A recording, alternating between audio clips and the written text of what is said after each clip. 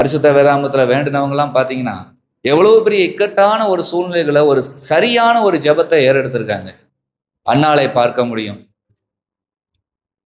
அவங்க எவ்வளவு பெரிய ஒரு வசதியா இருந்தாலும் அவங்களுக்கு பிள்ளை இல்லாத இருந்தது. ஒரு சந்தோஷத்தின் நாள்ல தனக்கு இருக்கிற துக்கத்தை வைத்துக்கொண்டு வீட்டையே துக்கப்படுத்தல அவங்க. ஒரு சந்தோஷத்தின் நாள், ஒரு பண்டிகை நாள் அன்னைக்கு கொண்டாடப்பட்டு இருக்குது. அந்த நாள்ல பாத்தீங்கன்னா அன்னாள் அம்மாவுக்கு மிகுந்த ஒரு விரக்தி, என்னன்னா தனக்கு குழந்தை இல்லை அப்படின்னு. சில பேர் என்ன பண்ணுவாங்க, அந்த மாதிரி சூழ்நிலை தான் ஒரு பண்டிகை நாள் தான் வீட்டையே ரெண்டாக்கிடுவாங்க. இவங்களுடைய துக்கத்தை மட்டும் பெருசாக்கி தேவையில்லாத சண்டையை போட்டு குடும்பம் எல்லாத்தையுமே நிம்மதி இல்லாமல் ஆக்கிடுவாங்க.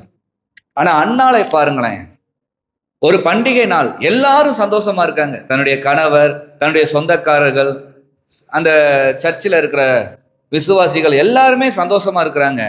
இவர்களுக்கு மாத்திரம் ஒரு மேலான ஒரு துக்கம் இருக்குது. என்ன துக்கம்னா, தனக்கு பிள்ளை இல்லை. அப்ப எல்லாருடைய சந்தோஷம் எதனால இருக்குது? அவர்கள் தேவனிடத்துல வேண்டுகிறாங்க, வேண்டுகிறதை தேவன் கொடுக்கிறாரு. அதனால இந்த பண்டிகை நாள்ல அவங்க சந்தோஷமா இருக்கிறாங்க.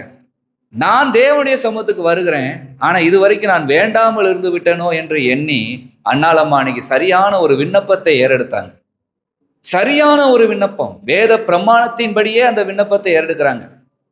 நீங்க எனக்கு ஒரு ஆண் குமாரனை தருவீர்களானா அந்த குமாரனை நான் என்ன பண்ணுவேன், ஜீவனுள்ள நாளளவும் நான் உங்களுடைய சன்னிதானத்திலே வளர்க்கறதுக்கு ஒப்பு கொடுத்துருவேன்னு சொல்லி ஒப்பு கொடுத்தாங்க.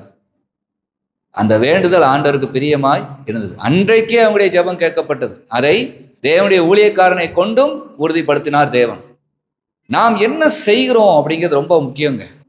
இன்னைக்கு 4 பேர் சந்தோஷமா இருந்தா 2 பேருக்கு பிடிக்காது. அப்படிப்பட்ட ஒரு உலகம், அப்படிப்பட்ட ஒரு விசுவாசிகள்ங்கிற போர்வையை போட்டுன மனிதர்கள் இன்னைக்கு உண்டு. 2 பேர் சந்தோஷமா இருந்தா 2 பேருக்கு பிடிக்காது.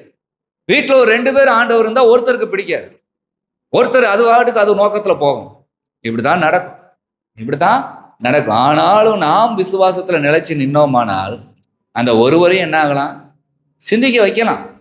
நம்ம ஜெபம் விடுவிச்சு நம்மளை வழி நடத்தி போய்கிட்டே இருக்குதுன்னா, நம்ம வீட்லயே ஒரு ஆளுக்கு ஏன் துக்கமா இருக்குது, அவங்க ஒழுங்கா தேவனை தேடலைங்குது, அதுக்கு அடுத்து தெரியும் போது அவங்க மனம் திரும்பி வேண்டிக்கிட்டாங்கன்னா ஆண்டவர் அந்த இரக்கத்தை செய்வார். அன்னாளுக்குத்தான் நான் செய்வேன் என்று தேவன் இல்லை, யாருக்கு வேணால் செய்வார்.